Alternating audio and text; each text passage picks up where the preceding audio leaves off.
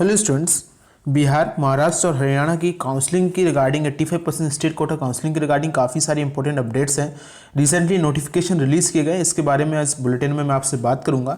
Video को बिना skip किए पूरे एंड तक आप लोग जरूर देखिएगा। रजिस्ट्रेशन की लास्ट डेट क्या है, क्या प्रोसीजर है, इस सब के बारे में आपसे इस वीडियो में जरूर बात करूंगा। मॉप अप राउंड काउंसलिंग और सेकेंड राउंड काउंसलिंग के शेड्यूल भी यहाँ पर रिलीज़ किया गया है, उसके बारे में भी इस वीडियो में बात करूंगा, तो वीडियो को एंड तक जरूर देखिएगा। तो स्टूडेंट्स, पहला अपडेट है महाराष्ट्र की स्टेट काउंसलिंग की तरफ से। जो ऑल इंडिया की सीटें रिवर्ट बैक हुई थी, जो वैकेंट सीट रह गई थी सेकंड राउंड के बाद, वो सारी की सारी स्टेट को जब ट्रांसफर की गई, तो महाराष्ट्र स्टेट की जो सीट्स थी वो महाराष्ट्र स्टेट गवर्नमेंट को ट्रांसफर की गई।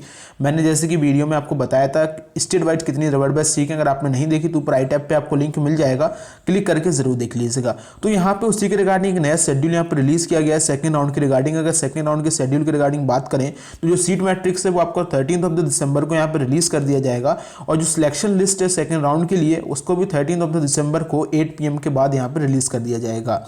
उसके बाद जो आपको लास्ट डेट ऑफ ज्वाइनिंग या फिर स्टेटस आपको अपना कि आप कॉलेज को, जो सिलेक्टेड कॉलेज है राउंड सेकंड का, उसको ज्वाइन कर रहे हैं कि नहीं, इसके लिए आपको जो टाइम दिया गया है वो यहाँ पे 18 दिसंबर को दिया गया है। यहाँ पे एक चीज और नोटिस में दी गई है, it is to be noted that the candidate जिन्होंने ऑल इंडिया राउंड सेकंड में कोटा में जो सेंट्रल यूनिवर्सिटी या फिर ऑल इंडिया कोटा की जो सीट ज्वाइन की है और वो रिजाइन यहाँ पे नहीं कर पाए, तो ऐसे कैंडिडेट्स को, और साथ ही साथ जो डीम्ड यूनिवर्सिटी में जिन्होंने राउंड सेकंड में कॉलेज मिला था, ऐसे स्टूडेंट्स अब एलिजिबल नहीं होंगे फर्दर किसी राउंड के लिए स्टेट कोटा काउंसलिंग के लिए। तो आप इस बार एक नोटिफिकेशन को आप लोग एक बार खुद से देख सकते हैं, महाराष्ट्र स्टेट के लिए अभी रिलीज किया गया है, तो आप इसको एक बार जरूर चेक करें।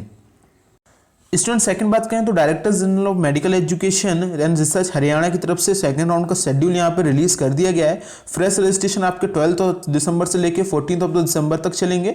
उसके बाद अगर इसमें देखिए कुछ फॉलोइंग कैंडिडेट जो है उसमें पार्टिसिपेट कर सकते हैं। पहले जिन्होंने राउंड 1 में रजिस्ट्रेशन किया था लेकिन उनको कोई सीट नहीं मिली थी, पहले वो कैंडिडेट। दूसरे वो कैंडिडेट जिन्होंने रजिस्ट्रेशन किया था and who did not get their document verify. आपने राउंड 1 में रजिस्ट्रेशन किया था लेकिन राउंड 1 में आपने डॉक्यूमेंट वेरिफिकेशन नहीं करवाए थे, वो इस सेकंड राउंड के लिए एलिजिबल है।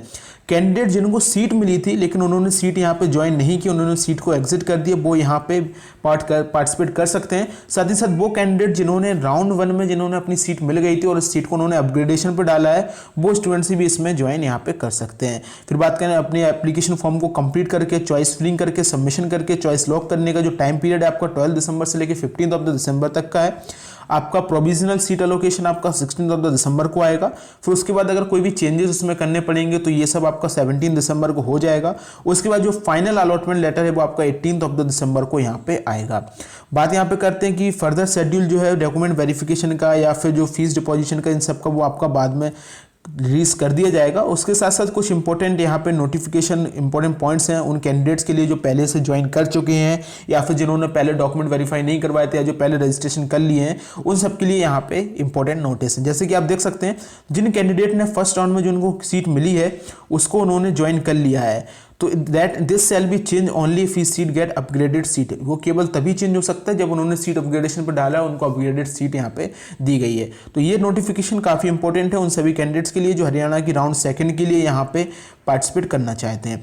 बात करें कि अगर आपने राउंड 1 में चॉइस फिलिंग की थी और आपको कोई भी कॉलेज नहीं मिला था, तो फिर आपको राउंड 2 में फ्रेश चॉइस फिलिंग यहाँ पे करनी पड़ेगी। तो आप लोग एक बार इसको जरूर देख लीजिएगा।